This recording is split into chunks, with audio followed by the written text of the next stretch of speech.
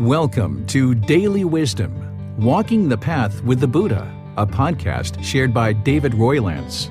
This podcast is dedicated to guiding you to completely eliminate the discontent mind and the suffering it causes by attaining enlightenment.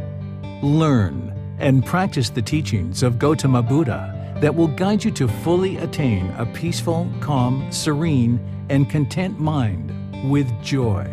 To support this podcast, visit patreon.com/support Buddha or visit buddhadailywisdom.com, where you will discover a full range of courses, retreats, and online learning resources to assist you on the path to enlightenment.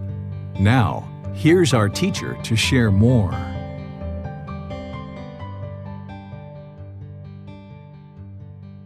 Sawadee Kap. Hello and welcome to Daily Wisdom, Walking the Path with the Buddha. Today is the restart of our Words of the Buddha Pali Canon and English study group, where we get together each Saturday to study the words of the Buddha from the Pali Canon in English. The Pali Canon is the original source text of Gotama Buddha's teachings. This is where the teachings have been passed down from generation to generation in the words of the Buddha. During his lifetime, he taught everything orally, and nothing was actually written down during his lifetime.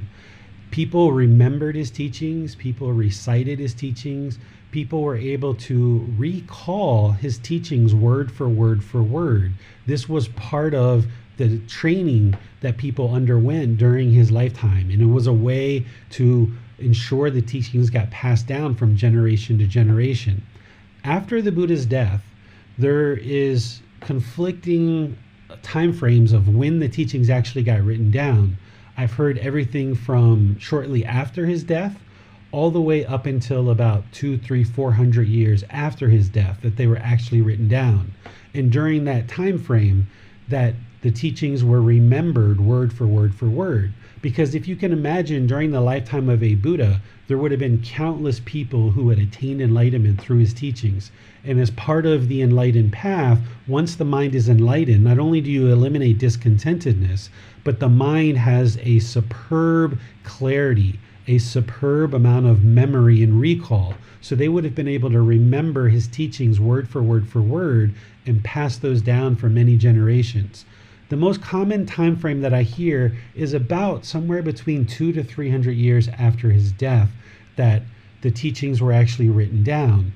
And the source text that we trace our lineage back to originates about 1300 years ago. So from the time of the Buddha's death, 2,500 years ago, until the text that we actually source our teachings on, the Pali Canon, there was about 12 or 1300 years of time where the teachings were first remembered orally, eventually written down, and then kind of passed down all the way to the point where we now source our teachings back to this Pali Canon that is sourced back about 1300 years ago. And now those teachings, with better technology of paper and ink and the things that we now have available to us, are in a much better format to be able to be preserved for many generations. For a very long period of time, people thought that the Buddha actually spoke in Pali, and that's why we relate all of our teachings back to what we call the Pali Canon, because Pali is a language. It's a spoken language, but it's no longer a spoken language today. It's been pretty much lost, and there's not very many people that understand it. And because it's no longer an active spoken language, not everybody agrees what one word means versus another word. There can be 3, 4, 5, 6 different translations and interpretations of those individual words in Pali.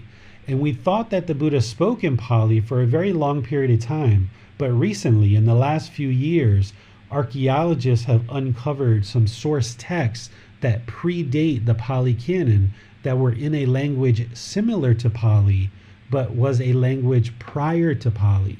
So they actually think the Buddha spoke in a derivative of Pali, not Pali directly. So this is some of the impermanence that's been happening over 2,500 years from the time of the Buddha's life until now, that we now have access to teachings that have been translated from Pali into English. The way that you know whether or not the teachings that you're learning are the truth is that you should be able to independently confirm for yourself. Once you learn teachings, you should be able to independently confirm that those teachings are the truth through observing in life whether or not those teachings represent the truth. So for example, when you first learned about impermanence, you didn't have to believe that teaching. You were able to learn it and then look around the world and see if you could find anything that was permanent. And you were able to independently confirm that it was the truth. The same thing goes for the texts that we're going to be studying in this program, is that you should be able to read them, learn them, reflect on them, and then when you practice in daily life, you should be able to see the truth for yourself, independently verifying the teachings. And what these classes are about is for you to come to class and actually seek guidance to see if you're understanding the teachings well enough so that then you're able to independently verify the teachings in your own practice. And by you verifying the teachings in your own practice, you see the truth more and more clearly. This allows you to acquire wisdom. So the way that you sort out all of this impermanence through 2,500 years is through your practice. That's where when you see the condition of the mind improving, that you no longer experience anger and rage and hatred, all these discontent feelings start to slowly diminish, where situations that once created certain frustrations or annoyance or anger or sadness, when those things are fading away and you're observing that the condition of the mind is improving, that's how you know you're learning and practicing the truth. So these books that we're going to be studying in this program, volume 2 through volume 13, which is this program, they are originally sourced from the Pali Canon that dates back 1,300 years ago. We consider these to be the words of the Buddha. And there's been multiple people who have done translations over the years that were very thankful that they were able to do that. And then what I've done is I've updated these translations to make the understanding of the words of the Buddha a bit easier for people so that they would be more readily able to learn, reflect, and practice. And the way that you'll know that the teachings are the truth is, once again, you'll be able to independently confirm the teachings for yourself, and you'll be able to practice the teachings and see the condition of the mind is improving. The translations that you'll see in these books, they all come with a reference at the bottom of the chapter. This reference is similar to what you might have been exposed to in the Bible, for example. If you saw Psalms 23:13 or Matthew 1:14, you know exactly where that is, and you can go back to the original source and see all the different translations related to that particular chapter and verse. Well, the teachings in the Pali Canon have references as well, but they're spread out over multiple books. There's not just one book like the Bible. So there's these references of AN 3.16 or MN 4. Whatever. These are references that you can put into Google and be able to go back to the original source, because Google has pretty much all the different translations by different people out there. But if you went back to the original source, you could actually use that to be able to reference it. Because with the updated translations that I share, what these books are is they're an extraction of the Pali Canon. The actual Pali Canon itself is 45 volumes of very large, thick books, about 5 to 6 inches thick, because the Buddha taught for 45 years. So there's 45 large books of teachings. And in these 45 volumes of books, there's oftentimes a lot of repetition. You can be reading for an hour or two, and it's essentially the same thing being repeated with slightly different words here or there. And it would probably take the average reader a good 10 years to probably go through the Pali Canon, let alone actually understand it, reflect on it, and practice it. Because those 45 volumes of books, they're not organized in any particular way.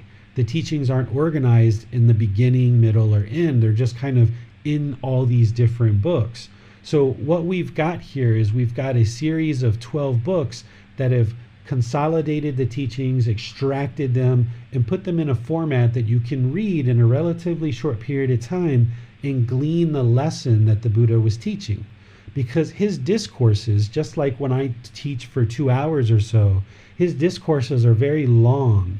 And in that discourse, he might be covering 5, 6, 8, 10 different topics, and it's different topics on different things. So what these books are doing is collecting the teachings, extracting them and organizing them in such a way that you can just kind of get 1 or 2 lessons, maybe a few more, out of each individual chapter, so that you're not having to tackle this massive discourse from the Buddha.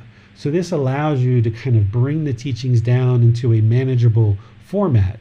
If you're familiar with what a cliff note is, they have these books that are kind of cliff notes that kind of summarize or extract teachings out of a much larger book. That's essentially what we've got available to us here today. And what I've found is that these teachings organized in this way are very helpful, because we've got one book about the natural law of karma, for example. We've got one book about breathing mindfulness meditation, which are the consolidated teachings of the Buddha, taken from these 45 volumes of books and little bits and pieces put into just one book. The same thing with the natural law of karma. Spread out over all these 45 books, a team of people has gone through and extracted the most important teachings about karma into one book. And then when we get to the realms of existence, for example, 45 volumes of books, a team of people went through and extracted the most important teachings and put them into one book. So we'll be able to go through as a group, reading individually throughout the week, the 10 chapters that we're all reading, and then come together in this class in order to be able to get help and for you to seek guidance. In addition to the words of the Buddha and the reference that you can then look to see what the Buddha was maybe teaching before or after, because the certain chapter that you read, you might be, I wonder what the Buddha was talking about before this or after this. You can actually use that reference to go back and look at that. Well, in addition to those two things, you also have my explanations underneath of each chapter. This is how I would share, based on what the Buddha shared, this is how I would explain what he was teaching. And while my explanations are there, if you read the preface of these books, I encourage you not to rely solely on my explanations. The reason why is that as an individual practitioner who is learning and pursuing this path to enlightenment, you can't just believe what I say. Sure, you should read, you should understand, you should reflect what your teacher's sharing with you, but there may be some meaning that you can glean from that chapter beyond what I'm sharing. And I wouldn't be interested in you inhibiting or limiting your understanding of the words of the Buddha just based on what I say. I think that a wise practitioner would look at what I say, but would also form their own thoughts about what is it that the Buddha is actually sharing, so that you can deepen your understanding of that chapter. So the way that these classes will potentially go as we go forward is I will start out the class with a brief meditation, a probably 10, 15, 20-minute meditation where all of us together will meditate and kind of prepare the mind for the class. This will help clear out any kind of clutter that you might have and really allow you to prepare the mind to absorb the teachings of the Buddha and retain those for longer periods of time. After the meditation, then we're going to study the 10 chapters from the book that we actually were studying. So this week it's volume 2, chapters 1 through 10. What I'll do is I'll have either myself or one of the students will volunteer to read the chapter. And then after we read the chapter, we will open up to any questions that you guys have related to that chapter. I can see these questions taking many different forms, but some of the forms of questions that you might ask are, I didn't understand this paragraph, I didn't understand this sentence, I didn't understand this word, I didn't understand this chapter at all. Can you just help me understand it better? right? You could have that kind of thing going on where you just need some clarification on a word, a sentence, a paragraph, or the entire chapter as a whole. You might have had thoughts beyond what I wrote as explanations, and you might be interested to confirm whether the thoughts and your interpretation of the chapter is part of the path to enlightenment. Because it's one thing to have your own thoughts about the chapter, but if your own thoughts are opposite of the path to enlightenment, of what would actually lead to liberation of mind, you would like to know that, because you don't want to interpret something that the Buddha taught in a way that's actually going to hinder you or take you in an opposite direction or veering off the path. So a second type of question might be, David, here's kind of a way that I was thinking about this chapter. Can you confirm whether this is something that I should be considering or thinking about or practicing as a way to move the mind closer to enlightenment? And then I'll be able to confirm that for you or help you shape your understanding of that chapter, or think about some things or consider some things that you hadn't considered. A third type of question that I can see us talking about, which I think will result in a lot of benefit for you, is, how do you apply this particular sentence or paragraph or chapter to your life? How can you glean beneficial results in applying this to your life practice? What should I be doing based on the words of the Buddha? What should I be doing on a daily basis? Or how do I apply this to this particular situation? Kind of some of the nuances that you might be interested in, because the words of the Buddha, they're not necessarily black and white. There's this large gray area. And that's where having a teacher is very important, that you can come together with your teacher and with the community of practitioners, and we can discuss the teachings and ensure that you are thinking about and considering that wide gray area so that you can understand how to apply these teachings in your life. That's what it means to be a practitioner, that you're not following the teachings, you're not following rules, you're not looking at what the Buddha said is right or wrong, because he's not saying what is right or wrong. Instead, what you're doing is you're trying to inform the mind, and you're trying to build this wisdom, you're trying to build this understanding, this better way of life, so that as you move out into the world and you start interacting in the world, that you can recall that wisdom and apply it in a given situation to actually help you to resolve any kind of challenges that you're facing. And that's how you actually benefit from the words of the Buddha, is that you don't just follow them as rules, you don't think of them as training rules, but instead you think of it as guidance that's going to create an informed opinion, an informed view, an informed way of practice that gives you wisdom to make better and better decisions in your daily life. So this is how this program is kind of shaped up, is that there'll be a bit of meditation at the beginning, there'll be a covering of each chapter one by one, and give you a chance to ask any questions that you like. And it can be one of those three types of questions, or really any questions that you like at all. If you're in Facebook, YouTube, or Zoom, you can put your question into the comment section. Our moderators will see that and be able to get your question asked, and I will answer your question during the class.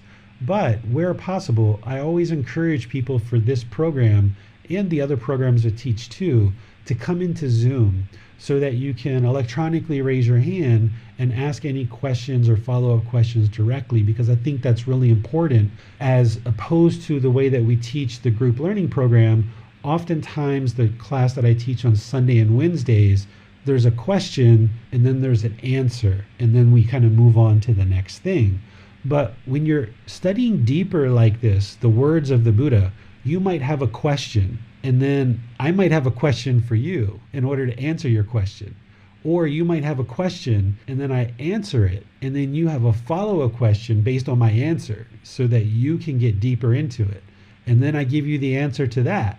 And then you might have another follow-up question based on this discussion that we're having.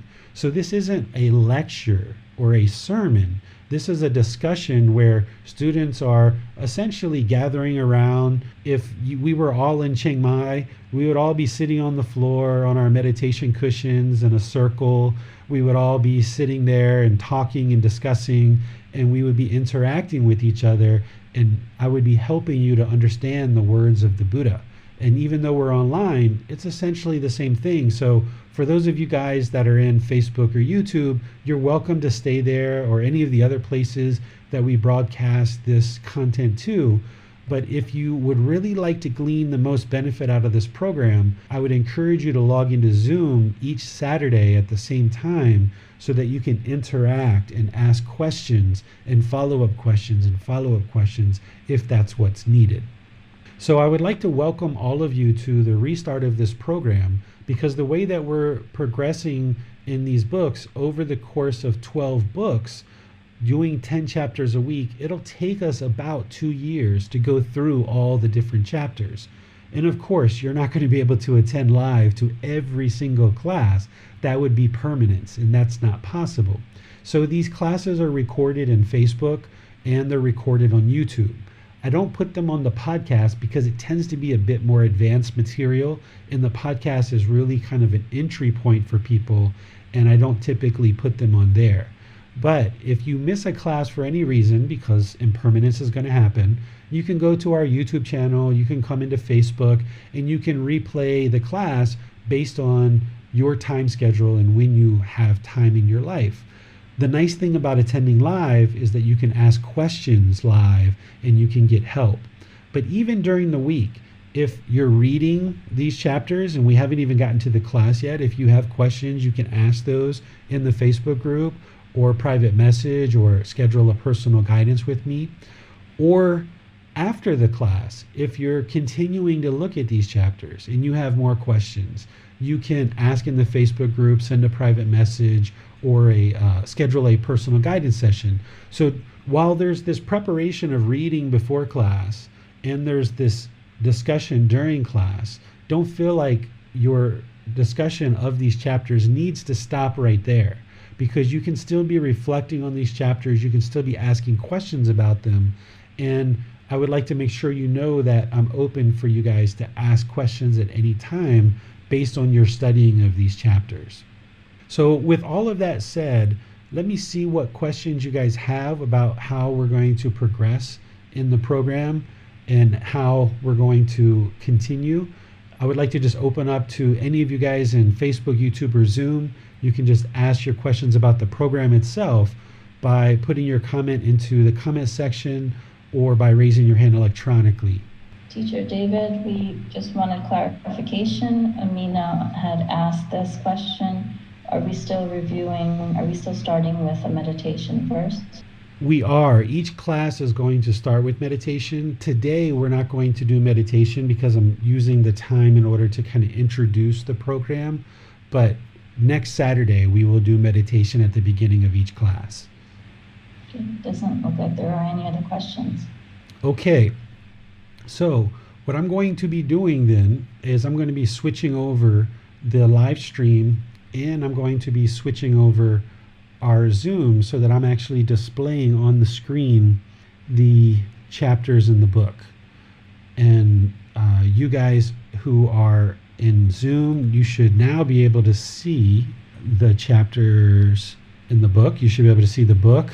And if for some reason we ever start talking and I don't have it switched over that you guys can see the book, let me know, because of impermanence, there's going to be cases where I am not displaying the book on the screen.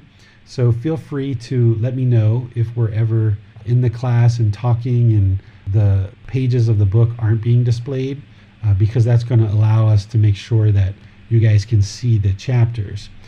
Then what we're going to be doing now, so considering that we've already in the future would have already been completed with our meditation, what I'm going to be doing is reading each chapter. I will start today reading chapter 1, and I will also read chapter 2, but beyond that, I would like to invite all of you to volunteer. If you would like to read chapter 3 or 4 or 5 or 6, and you're in Zoom, you can volunteer to read.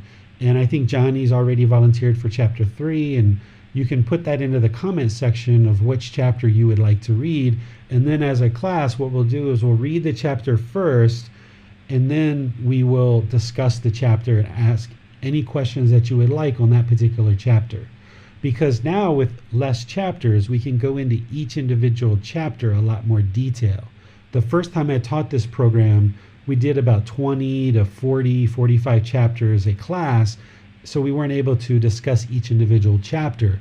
But now the way that we're doing this, we'll be able to discuss each individual chapter in detail and at length because there's less content. So I would like to read this chapter for all of you guys, and then as I'm reading this, you can be thinking about your questions, or if you've already prepared questions, you can be prepared to ask them once I'm finished reading. Or if you're not going to ask your question live, if you're in Facebook, YouTube, or Zoom, and you would like to start putting that into the comment section, you can put that into the comment section about chapter 1, and our moderators will see that. Once we're done with chapter 1, we'll move on to chapter 2, and we'll do the same thing. And we'll progress through the book in the same way. So this first chapter, I'll read through it and then accept any questions that you guys have on this.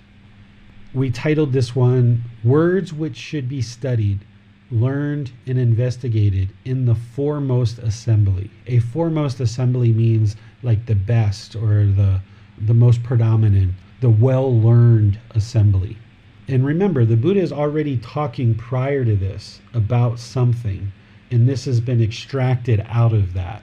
And then there's something he's talking about after this as well, but this is the part that we're looking at.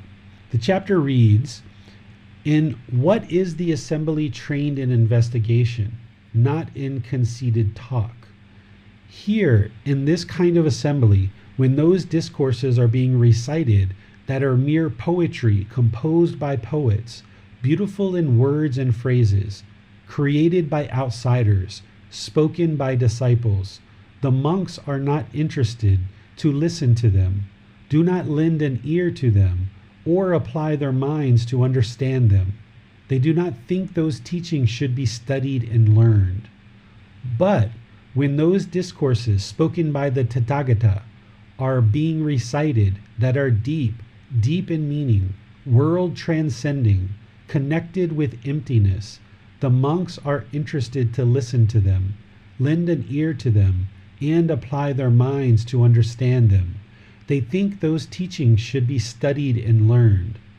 And having learned those teachings, they question each other about them and investigate them thoroughly, asking, how is this? What is the meaning of this? They disclose to others what is obscure and clarify what is unclear, and dispel their confusion about numerous misunderstandings. This is called the assembly trained in investigation, not in conceited talk. And what is the assembly trained in conceited talk, not in investigation? Here, in this kind of assembly, when those discourses are being spoken by the Tathagata, are being recited that are deep in meaning, world transcending, connected with emptiness, the monks are not interested to listen to them, do not lend an ear to them, or apply their minds to understand them. They do not think those teachings should be studied and learned. But when those discourses are being recited that are mere poetry, composed by poets, beautiful in words and phrases, created by outsiders, spoken by disciples, they are interested to listen to them, lend an ear to them, and apply their minds to understand them. They think those teachings should be studied and learned, and having learned those teachings, they do not question each other about them or investigate them thoroughly, asking, how is this? What is the meaning of this? They do not disclose to others what is obscure and clarify what is unclear, or dispel their confusion about numerous misunderstandings. This is called the assembly trained in conceited talk, not in investigation. These monks are the two kinds of assemblies. Of these two kinds of assemblies, the assembly trained in investigation, not in conceited talk, is foremost. And here you can see the reference that all you would need to do is put this AN 2.46 into Google.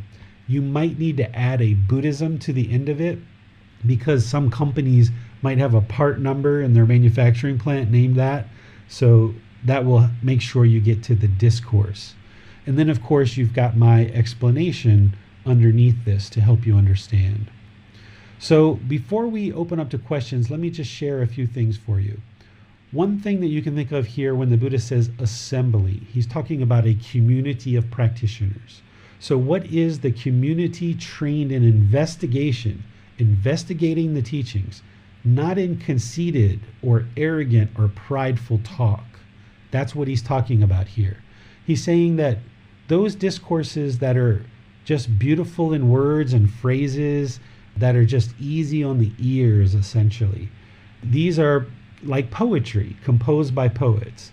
He's saying, people that are really into investigating the teachings and not in conceited, arrogant talk, they wouldn't be interested in learning from words that are just mere poetry. But instead, they would be interested in learning the discourses spoken by the Tathagata. This is the Buddha. The Tathagata means the one who's discovered the truth. And when you learn the teachings from the Buddha, it's a lot of work to learn them, to reflect on them, to practice them. It's a lot of work to get rid of craving, desire, attachment. It's a lot of work to get rid of anger, hatred, ill will. It's a lot of work to get rid of ignorance, delusion, and confusion, that unknowing of true reality. So the Buddha's teachings here is he's sharing essentially that people that are in his community would be really interested to dig into the teachings, investigate them thoroughly. How is this? What is the meaning of this? And they would disclose the things that are obscure and clarify things that are unclear, dispelling their confusion, right? This is essentially what we're doing in this class, is that we're not just interested in poetry and hearing, calm, soothing words. Oh, we should all just be loving and kind and join hands and sing kumbaya, and yeah, that's all we need to do is just zone out and be on a cloud and the world will just be great. No, that's not the way to get to enlightenment, is that you actually need to dig in. You need to really investigate the teachings. And that's what the Buddha is saying here, is that a community of people who are trained to investigate the teachings, not just believe them, but truly dig into them, asking the meaning of what is this, what is that? Help me clarify this, help me understand this, dispelling any confusion. Not interested in arrogant speech or arrogant talk or prideful talk, really interested in investigating the teachings. He's saying that's the kind of assembly that is foremost, or the most ideal. But if all we're interested in is conceited talk or arrogance or prideful speech, and we're not interested in investigating teachings, we're just interested in hearing these beautiful words, poetry and discourses that are very easy on the ears, that don't really require much investigation and don't really require to dig in. And then when questions are asked about, what is this or what is that, not really able or willing to clarify what it is that's being taught, that this other group that's interested in more poetry and teachings that are easy on the ears, they're not interested in dispelling their confusion about the misunderstanding. They're more interested in sounding arrogant or prideful, and not interested in really rolling up the sleeves and digging into what are the actual teachings. So the Buddha very eloquently here talks about these different types of communities in a way that's using right speech. He's not degrading other communities. He's not talking bad about other teachers, but he's just kind of setting out for his students, what kind of community should we be as practitioners? And he's saying, this is the kind of community, is investigating the teachings, disclosing what is obscure, clarifying what is unclear, dispelling any confusion about any misunderstandings, because he knows that's what will lead to enlightenment. Because remember, during the lifetime of the Buddha, he wasn't the only one teaching. You would think that in a community where there's a Buddha, everybody must know he's a Buddha and everybody would want to learn from him.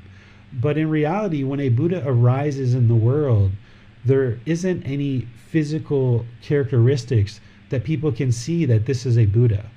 A Buddha doesn't go around producing miracle upon miracle upon miracle in order to prove that they're a Buddha.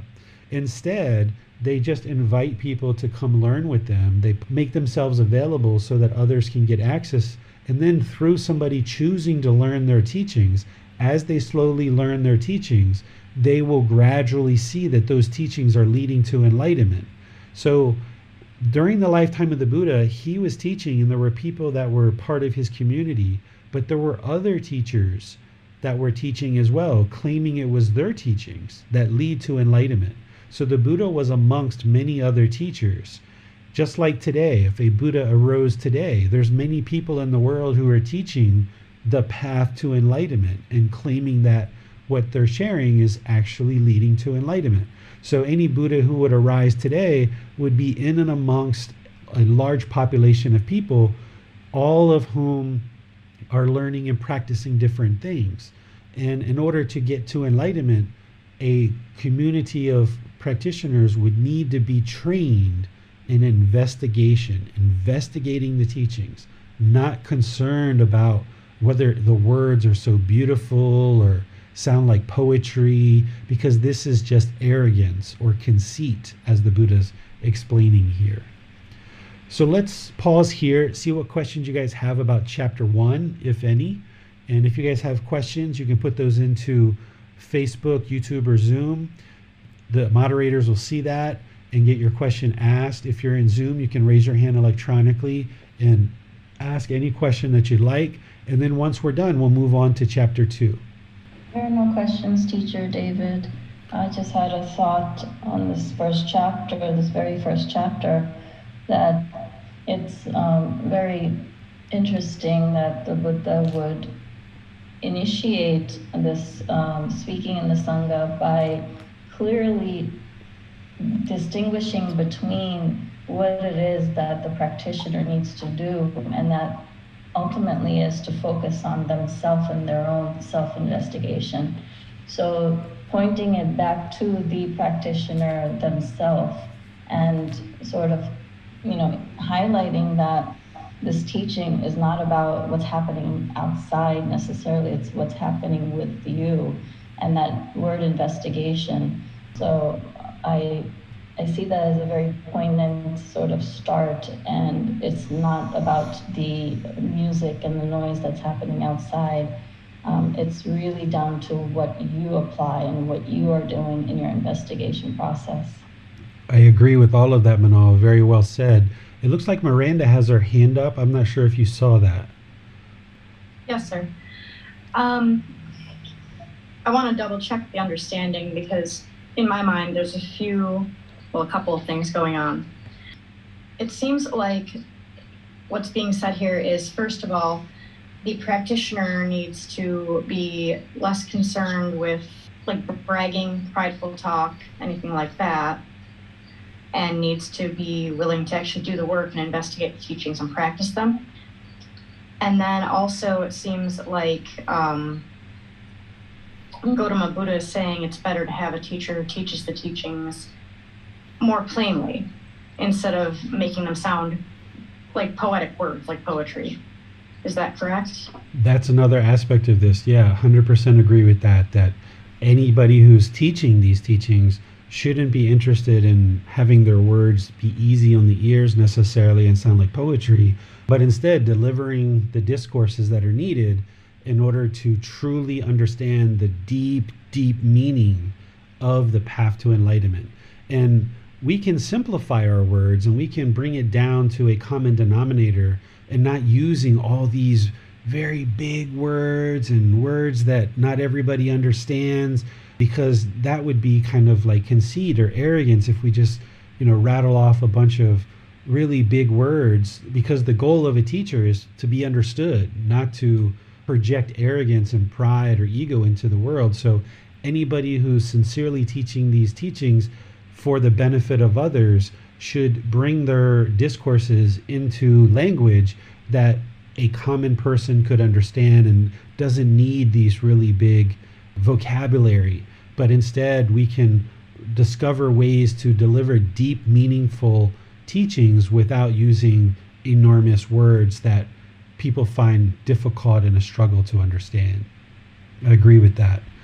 One thing that I would like to add, since we're on this chapter, is you're going to see a convention that I use in these books, that where we're talking about somebody else's teachings, you're going to see that I use a small t.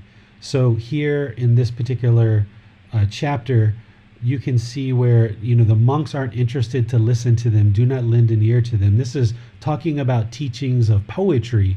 I use a small t because those are the teachings that don't lead to enlightenment. When we're talking about the Buddha's teachings that do lead to enlightenment, I use a big T.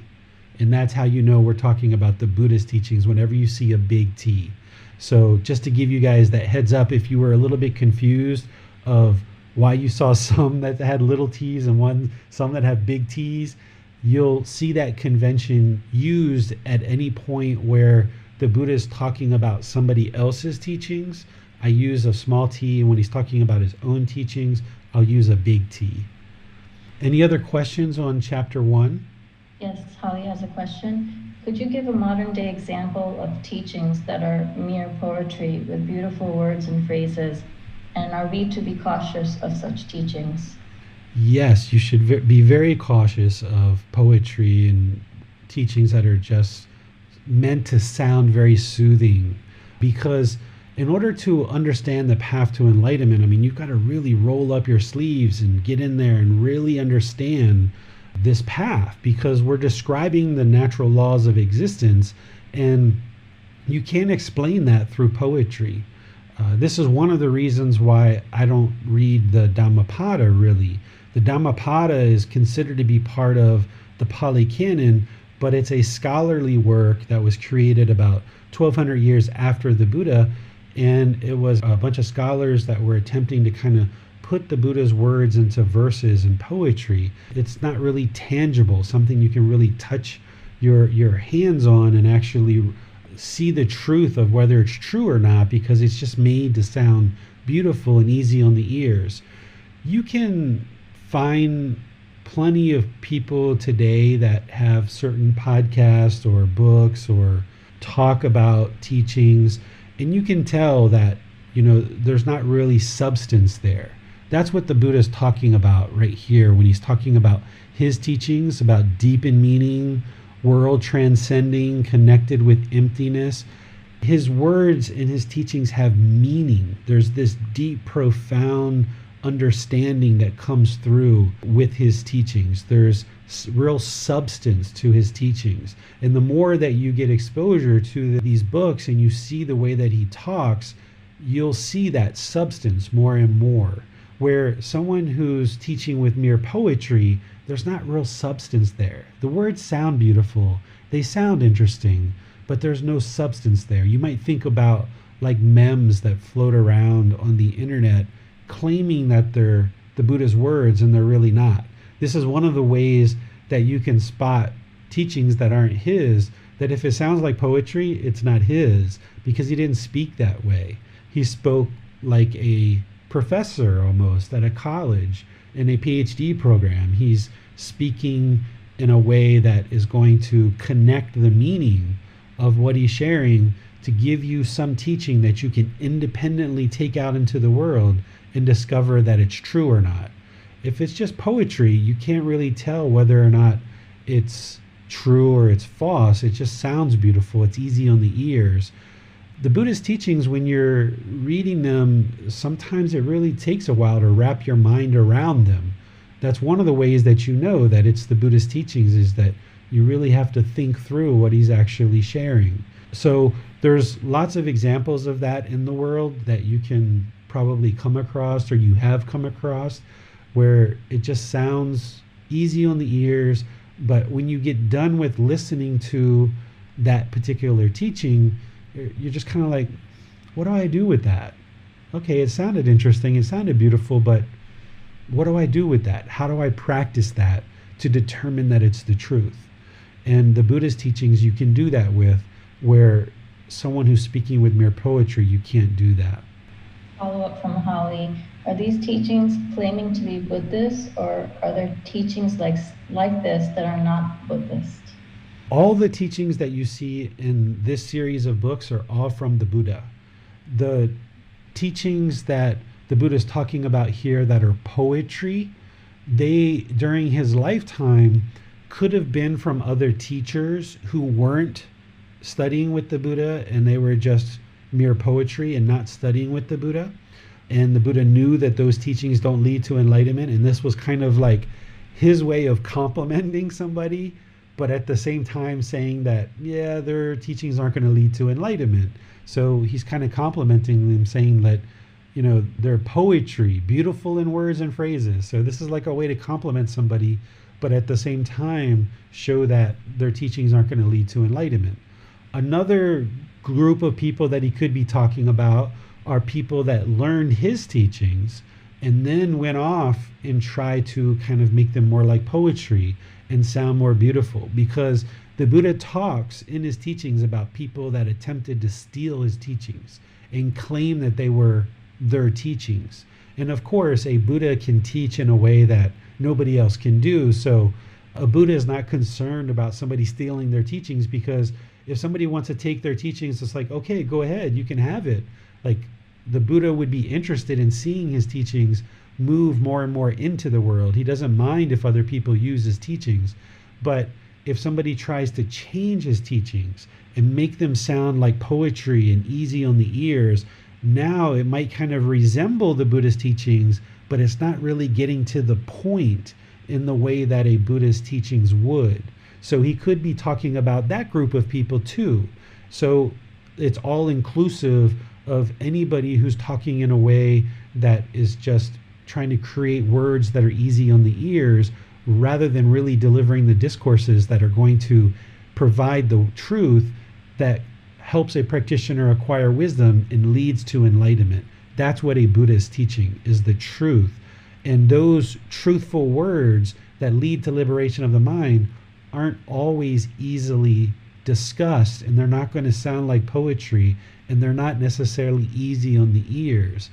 And a Buddha understands that, and their goal is not to have this conceited, arrogant, prideful speech, but instead deliver teachings that are deep in meaning, and really ensure that they're connected with the student so that the student can then independently practice them and see the truth. A Buddha is not going to be interested in just sharing words that are easy on the ears. There are no more questions on Zoom for chapter 1. Okay, so let's go into chapter 2, and we'll do the same thing. This is a much shorter chapter, and then after this I'll just accept volunteers of anybody who would like to read the chapters, and then we can discuss it afterwards. This chapter 2 is titled One Who Points Out Treasure. He is addressing Ananda. Ananda is reported to be the Buddha's cousin, somebody who was a member of the royal family. A lot of the members of the royal family left the royal family and joined the Buddha. And it got to a point where his father actually came and kind of pleaded with him to stop accepting people from the royal family, because he thought that the royal family was going to fall apart. So Ananda was reported to be kind of like his cousin and one of his very close students. So you'll see him addressing Ananda in various teachings. And it's also said that the words that we have, you know, it was Ananda who was still alive after the Buddha died, and many other disciples as well. And Ananda is one of the people who is accredited for kind of ensuring that the Buddha's teachings continued after the death of the Buddha, because he remembered the teachings so well, kind of better than just about any other disciple that existed during the lifetime of the Buddha. Ananda was accredited for really being able to recite a lot of the teachings of the Buddha. So here the Buddha is addressing Ananda. Ananda, I shall not treat you as the potter treats the raw, damp clay, repeatedly restraining you. I shall speak to you, Ananda, repeatedly guiding you of what to avoid. I shall speak to you, Ananda. The truly dedicated will stand the test. Regard him as one who points out treasure, the wise one who, seeing your faults, guides you of what to avoid. Stay with this sort of teacher. For the one who stays with a teacher of this sort, things get better, not worse. And there again, we've got the reference that you can see what he was teaching before or after this. Essentially, what the Buddha is talking about is how to select a teacher and how to receive guidance from a teacher. The Buddha goes into more detail about this in other chapters that you're going to see as we progress in this book series, but this is just a very brief one. Because in order to take on students, a teacher would have to ensure that they have no craving, anger, and ignorance that is hindering their ability to teach students. So if a teacher has craving for material wealth, for example, that's going to stand in the way of them being able to help their students unaffected by their own craving.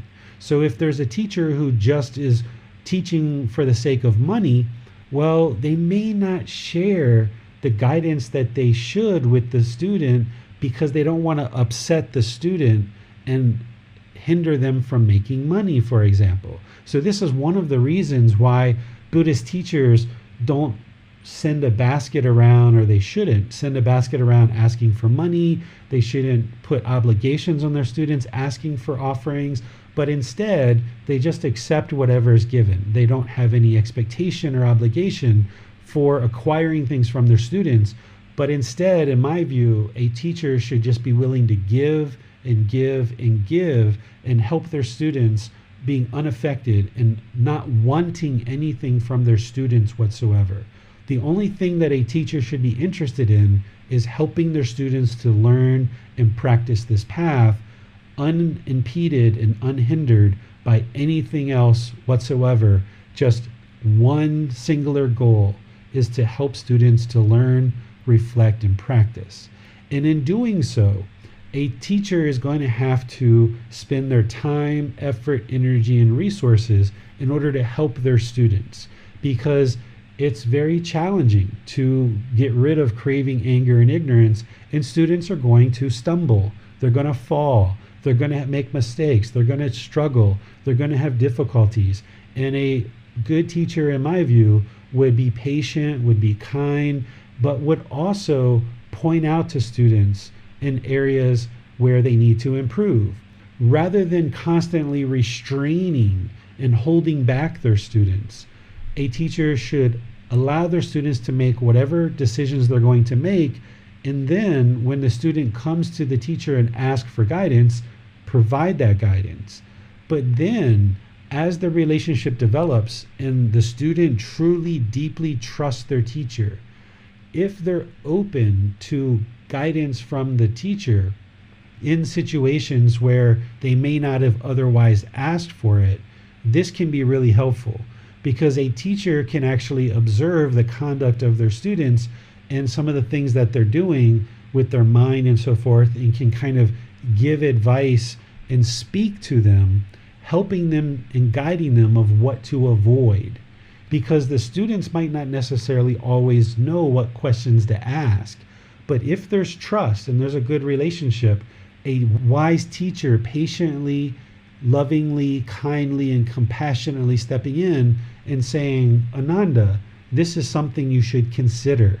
Let me speak to you about this. This is something that you should avoid. So a teacher that's doing that, a student who's willing to accept that guidance, can really make a lot of progress. And that's where the Buddha is saying a truly dedicated student will stand the test, because in an unenlightened mind, there's typically going to be conceit or arrogance or pride. There's going to be that personal existence view. There's going to be that ego that's in there. And if a teacher shares guidance with you of what to avoid, and the ego kicks in, and you don't want to hear that teaching and you reject it and push it away, that's actually hindering you. The ego is standing in the way of getting this guidance from a teacher who's willing to take their time, effort, energy, and resources without any interest and expectation of gaining anything from you whatsoever, to share guidance with you that is going to improve the condition of your mind and improve the condition of your life. And what the Buddha is talking about here when he says point out treasure, if you're speaking and your teacher notices that you're speaking a little bit harsh in some ways, and they're able to point that out to you, that's the treasure. Or if they notice that sometimes you speak with frivolous speech or idle chatter, and they're able to point that out to you, and you're able to receive that guidance and accept that guidance, that's the treasure. That if you are with a teacher who can point out those kind of things to you of what to avoid, then the Buddha is saying, stay with this sort of teacher, because this type of teacher who's able to and willing to provide you guidance and advice to improve your life without an interest in receiving anything in return, things only get better, not worse, because they're willing to take that time, effort, energy, and resources to help you without expecting anything in return whatsoever. And they're also not restraining you and pulling you back and trying to constantly control you. But instead, a wise teacher would instead observe you in daily life, and then as they do, at certain times, they might sit down with you and speak to you and help you understand of what things to avoid and what things to actually cultivate in your practice. And that's what the Buddha is essentially getting to here. But let's open up to any questions that you guys have. Remember, just put those into Facebook, YouTube, or Zoom, or raise your hand electronically and get help. Looks like Miranda's raising her hand again. In the rest of the sutta, Gotama Buddha talked about monks living in a group will have trouble obtaining the pleasure of renunciation. Does this also apply to householders?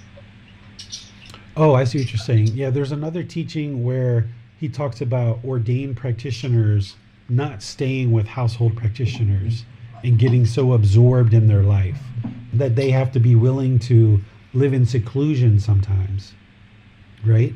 So that's for an ordained practitioner. But when we get to that teaching, the way that we can apply it in household life is that you should also take times in your life to go away on your own, without your family, without your partner, without your children, and go on holiday for 3 days or a week or 2 days by yourself, because that's really healthy for your mind. Whereas if you're always around people all the time, then you don't have that ability to look inward and have that inner eye to observe your mind. And there might be an attachment there to your home, to your partner, to your children that you don't see because you're just always around them. Whereas if you train the mind to go away sometimes, then this can be really helpful for you to see that you are truly alone in this world, and that's okay. And you're going to be alone sometimes, and there's some times where you're going to be with other people because of impermanence, and that's okay.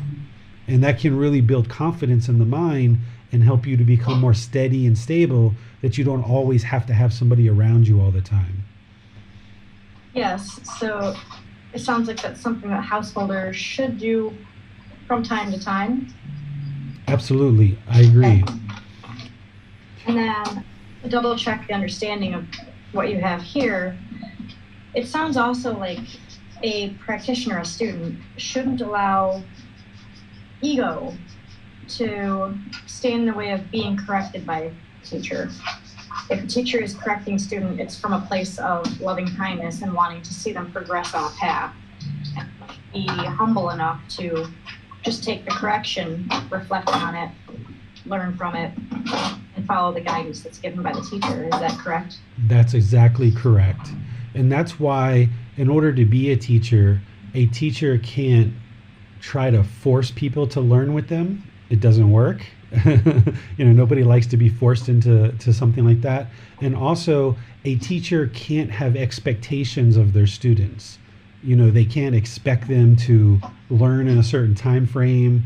A teacher can't expect that all their students are going to be able to meditate for 30 minutes a session right away out of the box. A teacher can't expect that they teach their students right speech and they're going to instantly be able to practice right speech. A teacher shouldn't expect certain donations or offerings. A teacher shouldn't have any expectations of their students whatsoever. And that way, the pure loving kindness and compassion can be seen from the students that, wow, this guy or this girl truly doesn't want anything from me whatsoever. The only thing they're interested in is truly helping me. So that way, when the teacher shares guidance with you, it's stripped down and devoid of any expectation whatsoever. It's just purely to help, and that's it. And by ensuring that a teacher doesn't have any expectations of their students, then the students can see that loving kindness and compassion more clearly, and they'll be more willing to accept the guidance that is provided by the teacher. Okay, thank you, sir. Any questions on chapter 2? And if we're ready, we can go to Johnny for chapter 3 reading. Okay, perfect. So Johnny's going to read this one for us. Well, I think Johnny will not be able to read chapter 3. I can handle this. Okay.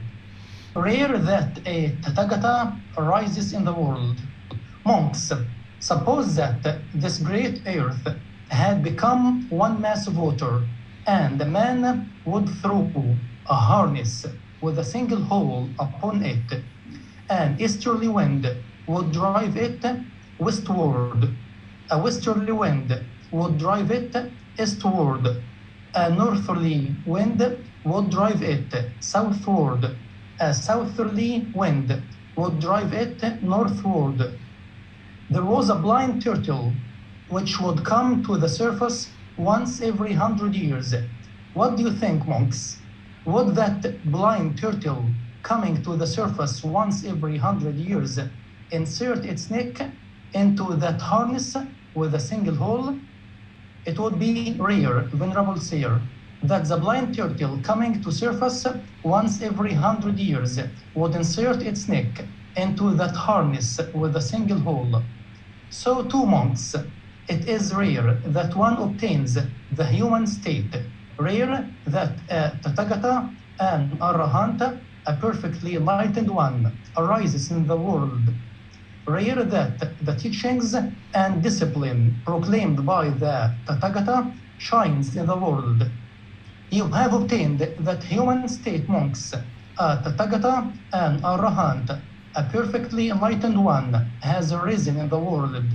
The teachings and discipline proclaimed by the Tathagata shines in the world. Therefore, monks, an effort should be made to understand this is discontentedness. An effort should be made to understand this is the cause of discontentedness. An effort should be made to understand this is the elimination of discontentedness. An effort should be made to understand this is the way leading to the elimination of discontentedness. All right, perfect. Thank you, Basam. So, this teaching is the Buddha explaining how rare it is for someone to obtain the human state, first of all, because there's countless rebirths throughout all these different realms, and the human state is the most ideal state to be able to attain enlightenment. Even the heavenly realm, which is not permanent, is not ideal because those beings are only experiencing exclusively pleasant feelings and oftentimes are complacent to learn and practice to attain enlightenment. The lower realms of hell, animal realm, and afflicted spirits, they aren't able to attain enlightenment in those realms. So it's this perfect state of the human state, which is very rare. So to be in this human existence is an outstanding opportunity. And then he also talks about how rare it is for a Buddha, a Tathagata, to arise in the world. But here he was talking to his students. They had attained the human state, and they lived during the lifetime of a Buddha, which is the best time to attain enlightenment. So not only is the human state the most ideal state to attain enlightenment, but during the lifetime of a Buddha, this is the most ideal time because there's an actual person there that has deep, deep, deep, deep wisdom about the path to enlightenment. So this was just an ideal time to exist and exist in that region of the world.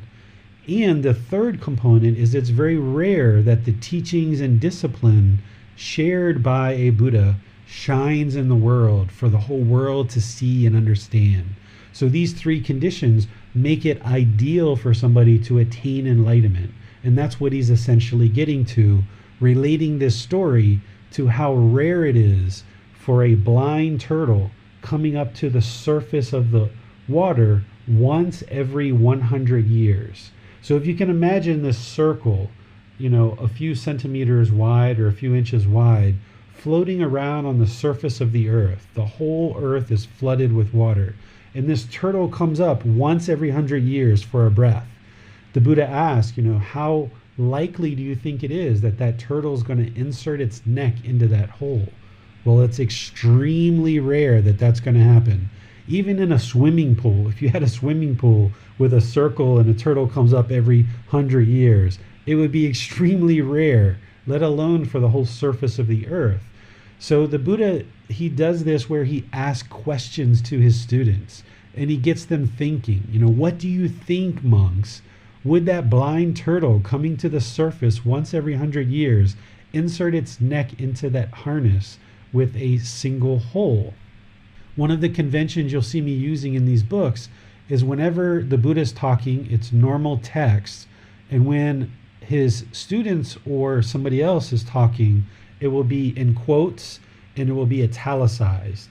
So his students reply back, it would be rare, Venerable Sir, right? You can see the politeness, not just from the students to the Buddha, but the Buddha to his students. He always talks to his students very polite, very kind, because he needs to model the teachings of right speech. He needs to practice what he teaches.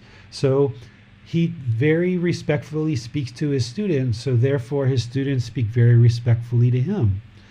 It would be rare, Venerable Sir, that the blind turtle coming to the surface once every 100 years would insert its neck into that harness with a single yoke.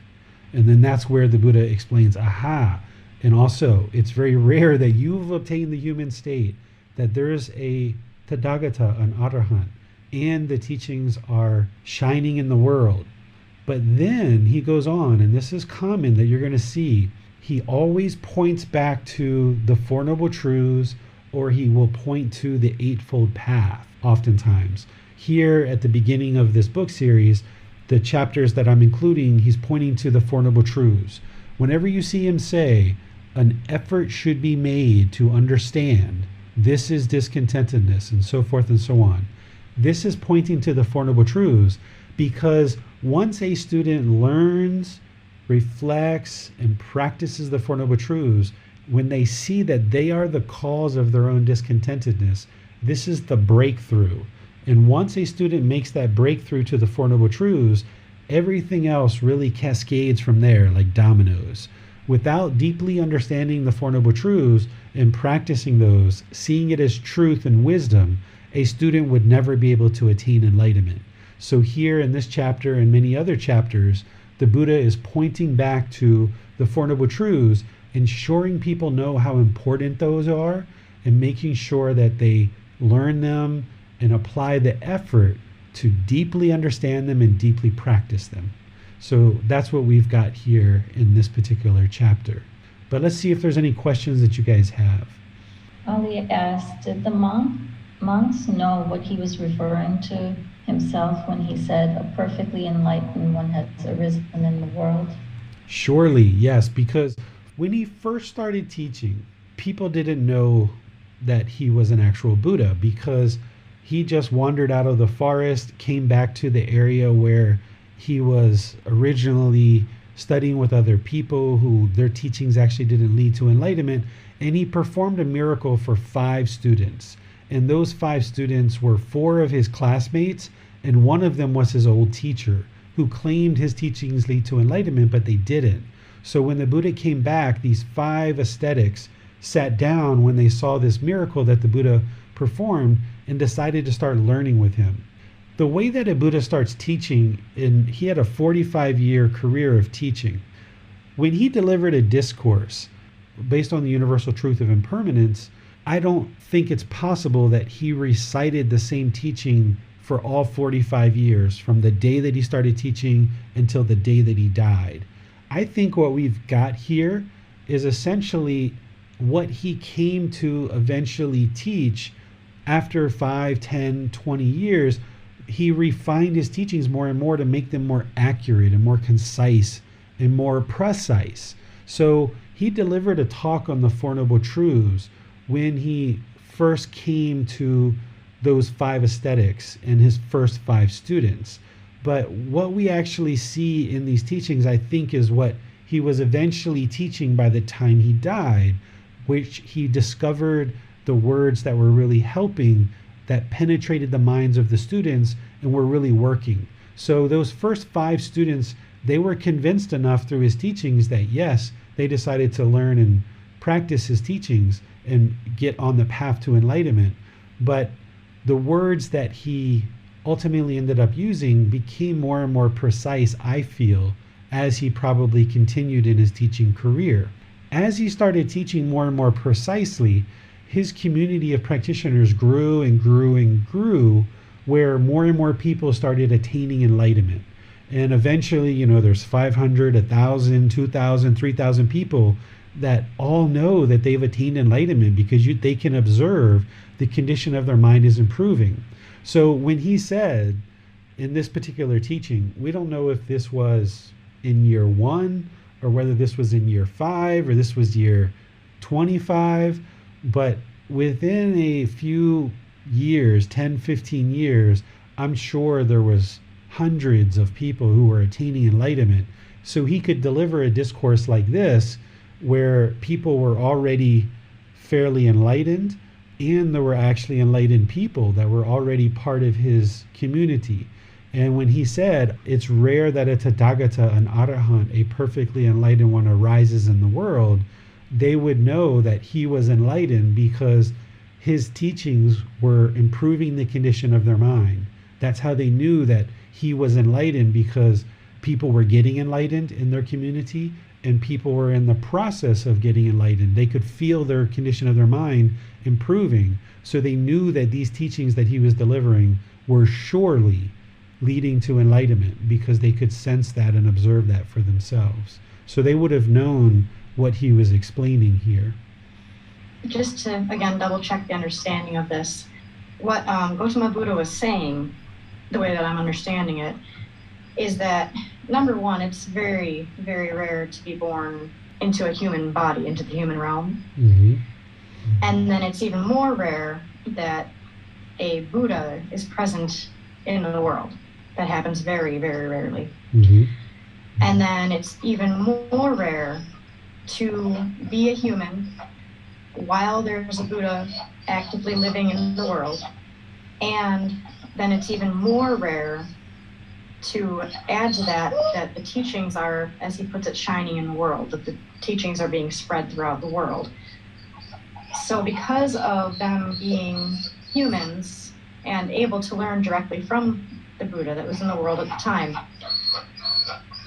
it was especially important for them to really make an effort to understand the Four Noble Truths and the Noble Eightfold Path, because they weren't going to get that opportunity again for a very, very long time. Is that the correct understanding of this? Yeah, if ever get that opportunity again, right? Because it's so rare. So essentially what he's saying is, understand how rare of a situation you're in and take advantage of this and really be sure you apply effort to understanding. Because you can be born human in the teachings of the Buddha, like let's just say like 50 years after he died, his teachings were still shining in the world, but there was no longer a Buddha there to guide so closely and so directly. So even just being human and having the teaching shining in the world, hey, that's a huge benefit. But having this other component of the actual Buddha existing, that was just super, super, super ideal. And pointing his students to say, hey, don't waste this opportunity, is essentially what he's saying. But he's saying it in the positive, right? Because an enlightened being isn't going to go around and be like, hey man, don't waste your opportunity. Like, get off your butt. Stop being so lazy. Like, get in here and learn the Four Noble Truths. Come on. right? That's kind of like a disgruntled, unenlightened being. As an enlightened being, that's one of the things you guys will pick up as you read this is, how does an enlightened being talk? Well, what you see here is he's never disparaging anybody. He's never talking down to anybody. He's never degrading anybody. He's never insulting anybody. He's never disgruntled. He's always focusing on the positive. And that's what you can incorporate into your life. So if you notice that you're kind of being disgruntled or complaining or something like this, you're like, hey, I shouldn't speak that way. I need to kind of eliminate that from my practice and start to focus on the positive. And that's what an enlightened being is going to do. And you'll pick that up through reading the words of the Buddha more and more. You'll see how a truly enlightened Buddha actually speaks. And that will help you to develop your right speech. Yes, thank you, sir. You're welcome. Looks like we should move on to chapter 4, Manal. Yes, Miranda, whenever you're ready. Okay. Perfectly enlightened ones in the past, future, or at present are all fully awakened to the Four Noble Truths. Monks, whatever arhats, perfectly enlightened ones in the past, fully awakened to things as they really are, all fully awakened to the Four Noble Truths as they really are.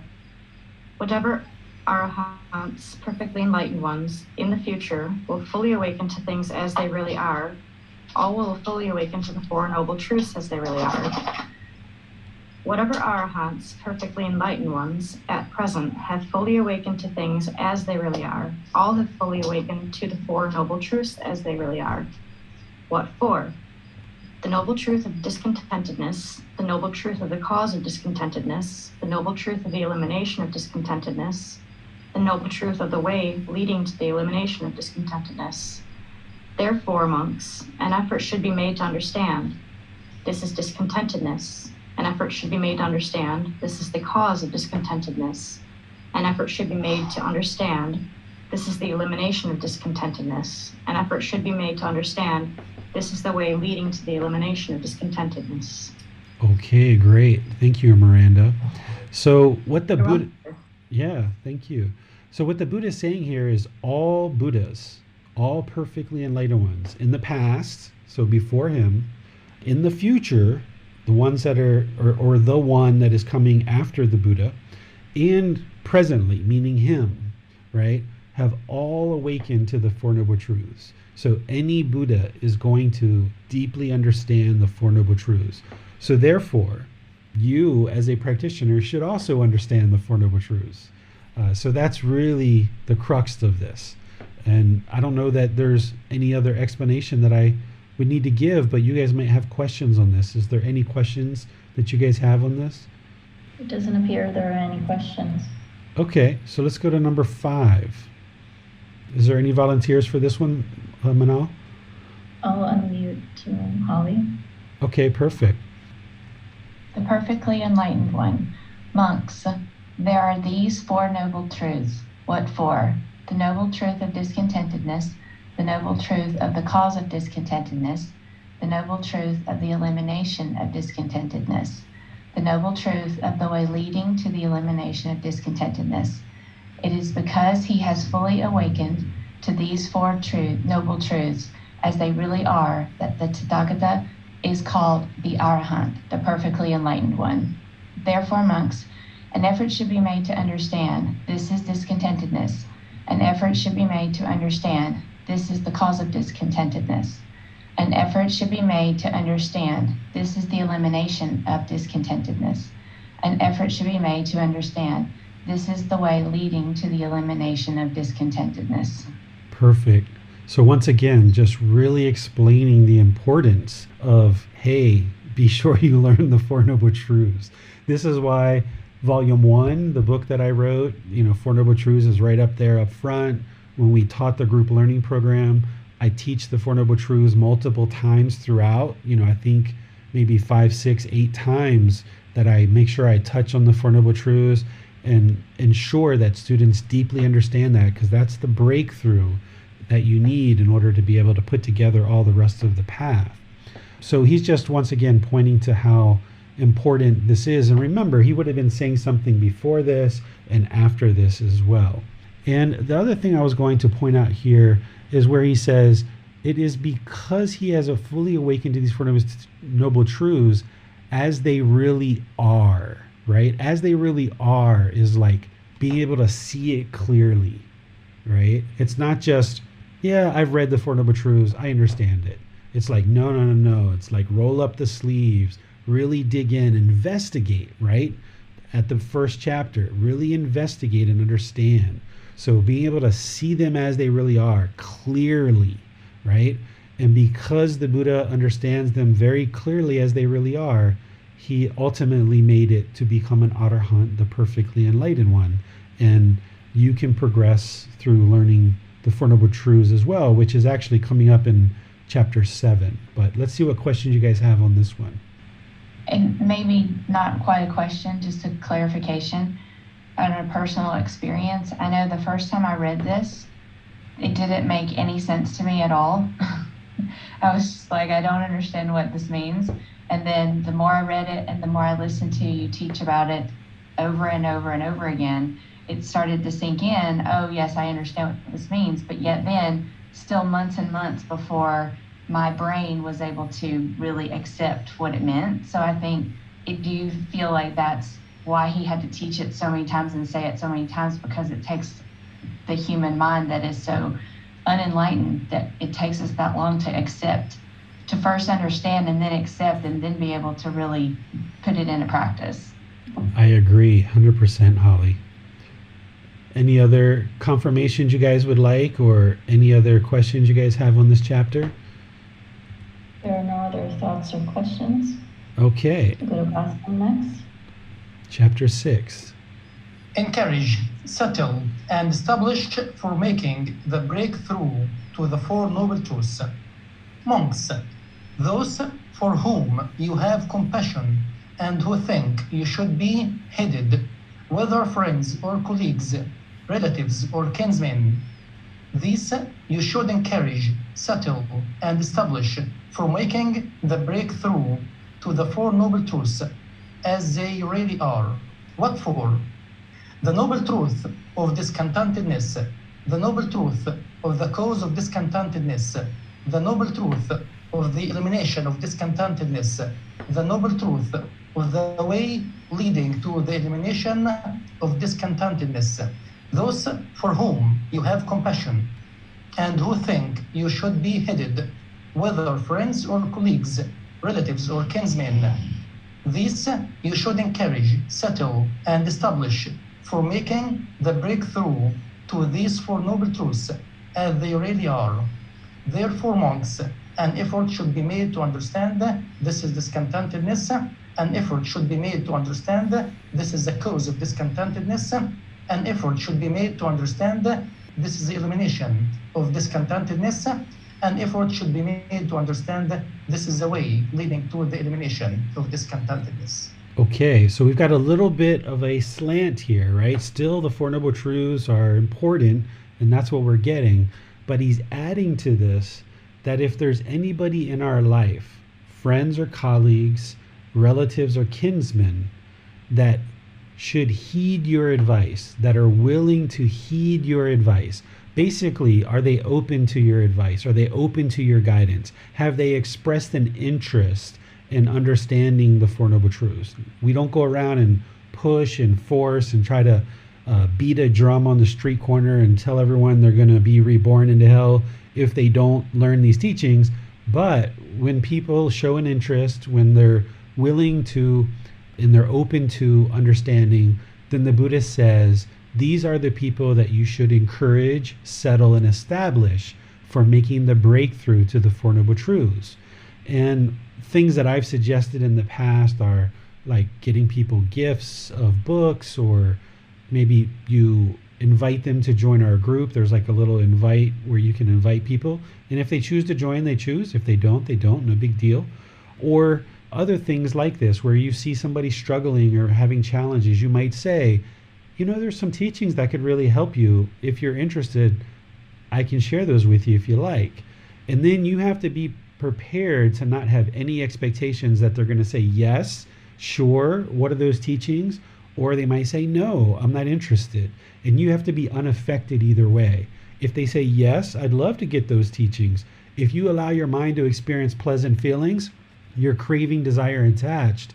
Therefore, in the future, when somebody says no, you're going to feel painful feelings. You're going to feel frustrated or irritated or annoyed. So you have to remain unaffected and in the middle, that you can suggest, you can encourage, you can see if there's an interest, you can invite people to a group, you can give a book, and you probably only want to do that once or twice for each person. And then if they don't step forward, then you just know, okay, Barbara is not interested, and you just keep moving on. And this practice isn't about you going out and converting people to Buddhism. It's about you focusing on your own practice. That's where the real focal point of all of this is. But in your travels, as you have relationships, as you have people where the Buddha says, those whom you have compassion, and of course we should have compassion for all beings, but essentially those who are close to you, that are going to be interested in learning, then help them along. There's another teaching where the Buddha talks about not hiding the teachings. This is like in volume 13, I think, when he talks about generosity. He talks about how we should be willing to generously share the teachings kind of as appropriate.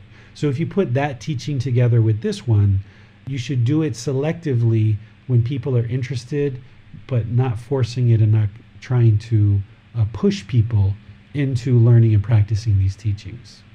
So let's see what questions, if any, you guys have on this one. Doesn't appear there are any questions. Okay, so now there was this big buildup. This was like a movie, right? Building up to the climax of the Four Noble Truths. Okay, Mr. Buddha, you've kind of prepared us. Well, this is the way it's been organized based on the extracts, right? People kind of put these together to show you, okay, now here's the Four Noble Truths. So you guys have heard the Four Noble Truths the way that I teach it, if you've been in any of the classes that I teach, but this is how the Buddha teaches it, and it's much more detailed. I don't teach it this way in the group learning program on purpose, because you need a better understanding and kind of gradually ease into it before you can learn this level of detail. But let's go through and learn it the way that the Buddha taught it, because there's much more detail here than in the way that I've summarized it in the group learning program and in volume 1. I'll just read this so that I can go through and teach it to you one by one. Monks, there are these Four Noble Truths. What for? The noble truth of discontentedness, the noble truth of the cause of discontentedness, the noble truth of the elimination of discontentedness, the noble truth of the way leading to the elimination of discontentedness.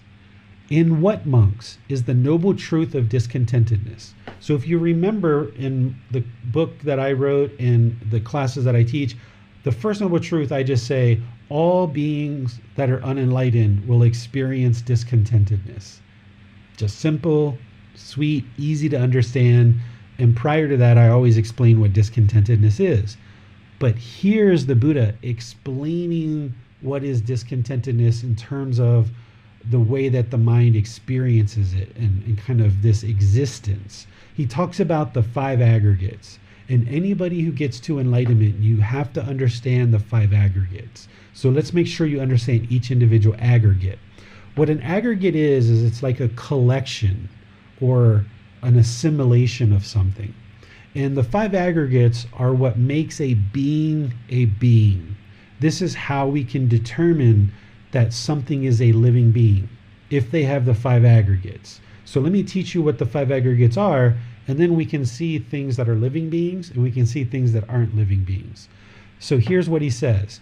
It should be said, the 5 aggregates subject to clinging, that is, the form aggregate subject to clinging, the feeling aggregate subject to clinging, the perception aggregate subject to clinging, the volitional formations aggregate subject to clinging, the consciousness aggregate subject to clinging.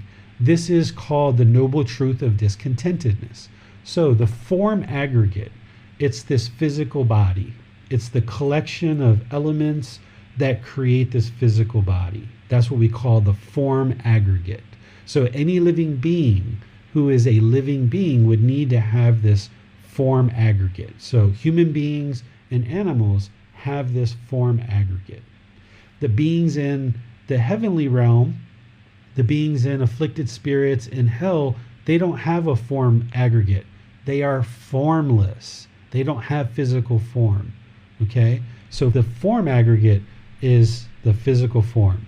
Then there's this feeling aggregate, meaning feelings in the mind, the experiences that we have being produced by contact through the six sense bases. So we see something with our eye, and then it produces a certain feeling, either pleasant, painful, or neither painful nor pleasant. There's some feeling. Or you hear a sound, and because of that contact, it's going to produce a certain feeling, or an odor, or a taste, or flavor, or physical object on the surface of the skin, the body, or the mind, mental objects will certainly produce feelings. So there are certain experiences that we have through these six sense bases, which we're going to study more later in a future book. Through these six sense bases, we have contact, and then we get feelings in the mind. That's one aggregate that determines that a being is a being. Then we have these perceptions. Perceptions are the way things seem to be, or the way the mind believes things to be. So you see something or you observe something in the world, you don't know whether it's true or not, you just maybe believe it or it seems to be, and then the mind creates a perception. So let's say, for example, you walk into a 7-Eleven and there's somebody dead on the floor with a big pool of blood, and there's a man standing there with a gun in his hand. The perception is this man just killed that person, but that may or may not be true. That actually might be somebody who was on the scene. The criminal who actually shot the person and killed him has already run away. But the perception is, I see a dead person on the floor, I see somebody with a gun in their hand, that must be the person who killed them. But not true. Maybe, right? So a perception is what seems to be true, right? That's a perception. Then there's volitional formations, or choices or decisions. This is something that a living being can do, is they can make decisions. A unliving being, like a car can't make a decision for itself, or at least not now. Maybe in the future, but right now it can't make a decision for itself, right? A car is just an inanimate object. A tree, for example, can't make a decision for itself. It can't decide to stand up, walk 100 meters, and replant itself. It can't do that. So a living being is going to have volitional formations. It's going to have choices and decisions. And then this last aggregate is the consciousness, or the mind. A living being is going to have a consciousness or a mind or awareness, right? So form, physical form, feelings, perceptions, things seem to be a certain way, but you're not truly sure. Decisions or volitional formations in the mind. So it's the form and the consciousness coming together that creates a living being. And then that living being has feelings, it has perceptions, and it has choices or volitional formations. This is what makes a living being a being. But what the Buddha is saying is discontentedness is clinging to any of that, holding on to it. So if we hold on to this physical form, wanting this physical form to be a certain way, oh, I'm too fat, oh, I'm too skinny, I'm too dark, I'm too light, I don't like that bump, I don't like this hair. If you cling to this physical form or wanting to exist in this world, there's going to be discontentedness because you're clinging to this physical form. If you cling to your feelings, to the feelings that are produced in the mind, there's going to be discontentedness. Perceptions, if you cling or hold on to your perceptions, you might end up shooting that guy with the gun in his hand, thinking he's the murderer, when in reality you just killed the defender, right? So if you hold on and you cling to your perceptions of other people, judging other people, of the way you think they should be, or the way you believe they are, then the Buddha is saying this is discontentedness. Or if you cling to your decisions or your choices. I made a decision that I would like to go camping this weekend, and I really want to go camping. My family wakes up in the morning, they don't want to go camping. They don't feel comfortable to go camping. They didn't get a good night's sleep. But if you cling to your decision, I want to go camping, I want to go camping, the Buddha is saying that's discontentedness. So the fifth one here is the consciousness or the mind. If you cling to that and what's in the mind, then the Buddha is saying that's going to be discontentedness. So now, in what, monks, is the noble truth of the cause of discontentedness? It is this craving which leads to renewed existence. So it's craving that is the fuel that leads to the next existence, the renewed existence. And he says this more clearly in another chapter, in a future chapter, where he talks about craving is the fuel that leads to rebirth. But he says it here as well, where he says craving which leads to renewed existence is the cause of discontentedness. So if you're having craving or desire or attachment at the time of death, it's going to lead to renewed existence, accompanied by excitement and desire. That excitement is the pleasant feelings, and the desire is that craving, desire, attachment. Seeking excitement here and there. This is seeking pleasant feelings, seeking excitement, happiness, excitement, elation, thrill, euphoria. Seeking it here, seeking it there. I want this, I want this, I want this, I want this, right? That's going to cause discontentedness because the mind is seeking or craving pleasant feelings. That is craving for sensual pleasures. So craving through these 6 sense bases, the eyes, the ears, the nose, the tongue, the physical body, and the mind. As long as the mind is craving through these 6 sense bases, that's what's causing discontentedness. It's craving pleasant feelings. It's craving for these sensual pleasures. It has sensual desire. The mind is having this desire for pleasure through the senses. Craving for existence. I want to live. This is why people fear death, is they crave existence in this world. That's going to produce discontentedness. They're going to be afraid to die. Craving for extermination. This is craving to end your life.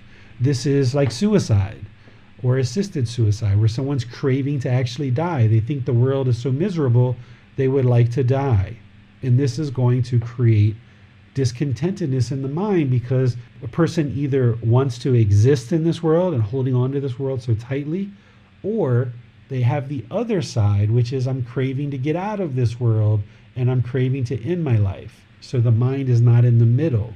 It's craving these sensual pleasures. This is called the noble truth of the cause of discontentedness. And what, monks, is the noble truth of the elimination of discontentedness? It is the remainderless fading away, meaning there's no more, what he's about to talk about, elimination of that same craving. So eliminating craving where there's no more remaining whatsoever. Remainderless fading away, because it's going to gradually fade away. Craving isn't going to just immediately depart the mind. It's going to gradually fade away. The elimination of that same craving, that craving, desire, attachment, eliminating craving, desire, attachment is what eliminates discontentedness. The giving up and letting go of it. So once you give up and you let go of craving, desire, attachment, then there's freedom from it. Because as long as the mind wants to go camping really badly and other people don't want to go, the mind's going to be discontent because you want to bring everybody along with you. And until you give it up and you let it go, or just choose to go by yourself, then you're going to be discontent.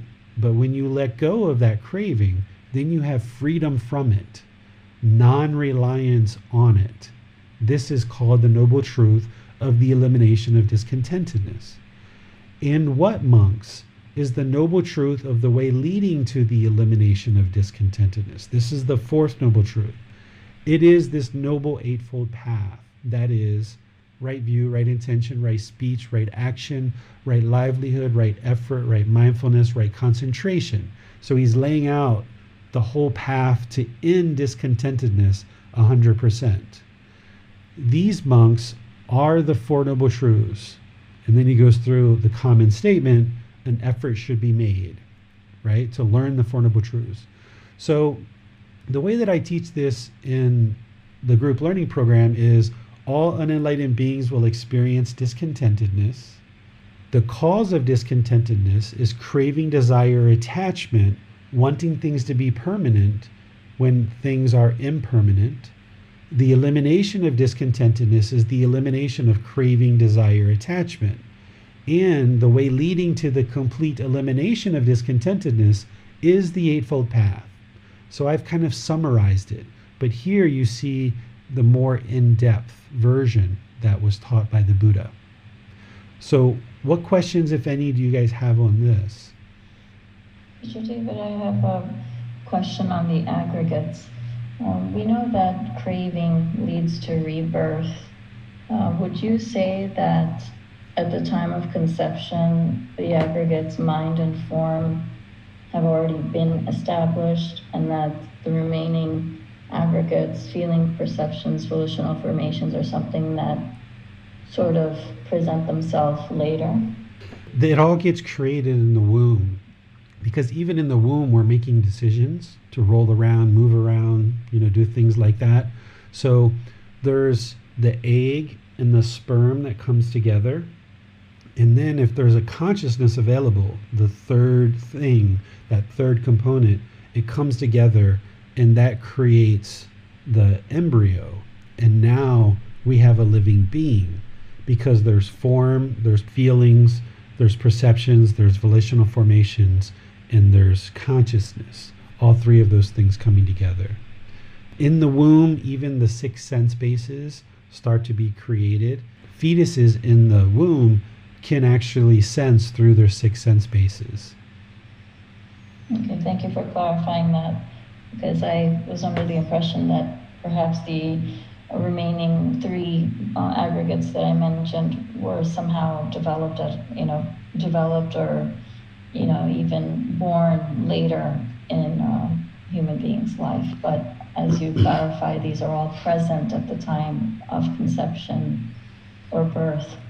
Yeah, and this is why when a woman is pregnant, if she's meditating and she's peaceful and calm and she's talking very well and practicing the 5 factors of well-spoken speech, and anybody that she's around, like her partner and stuff, the baby's picking up on all of that. Oftentimes when we see a baby inside a mother's stomach, we envision that stomach, that skin, as being like concrete, but in reality, the baby's sensing the emotions of the mom, the voice of the mom, even the outside voices of what's around the baby. They can sense that. So it's really important when a person is pregnant that they practice these teachings really well, because the child is absorbing all of that even inside the womb. And when the baby comes out, they'll be much more calm, much more peaceful. The delivery will go much better, and you'll be able to kind of set in motion this peaceful, calm life of this new baby, and growing up in an environment where things are peaceful and calm and there's more contentedness. Because if you have the opposite of that, where there's a lot of harshness and aggressiveness in the environment, even when they're in the womb, the baby grows up with that and their mind gets conditioned towards that, and then they start treating other people like that in the world too, potentially. So the more that we can practice these teachings as parents, even when the baby's in the womb, it will help the child to grow up and be able to practice these teachings as well. Okay, it doesn't appear there are any other questions. Okay, let's go to chapter 8. Do we have somebody who was volunteering for chapter 8? Sure, I'll go ahead and read that. Okay, let me pull it up here. There we go. Oh, this is an interesting one. The two-eyed person. Monks, there are these 3 kinds of person found existing in the world. What three? The blind person, the one-eyed person, and the two-eyed person. And what monks is the blind person? Here some person lacks the kind of eye with which one can acquire wealth not yet acquired and increase wealth already acquired. And he also lacks the kind of eye with which one can know wholesome and unwholesome qualities, blameworthy and blameless qualities, inferior and superior qualities, dark and bright qualities with their counterparts. This is called the blind person.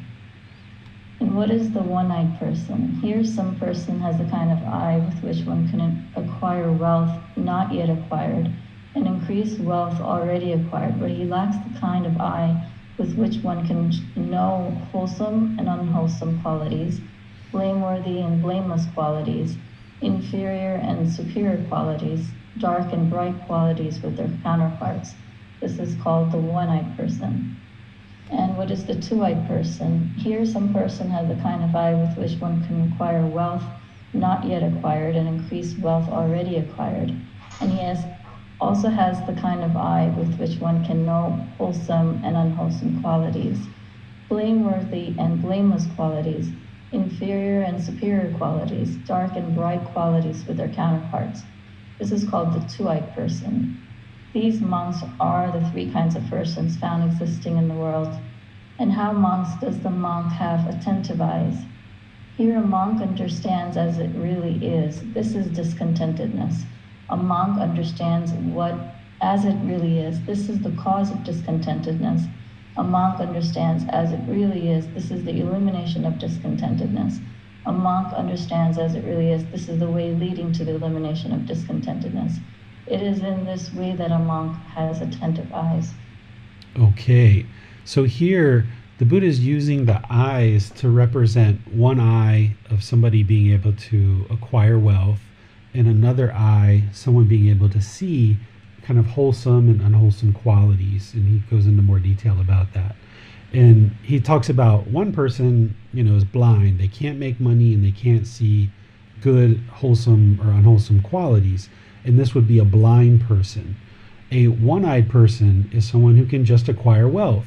And you might have run across people like this that are very wealthy, very well off, but they're not really able to understand wholesome and unwholesome qualities very well. And maybe they themselves are kind of a harsh person. Maybe they're even into a lot of unwholesome things, but yet they're able to generate wealth.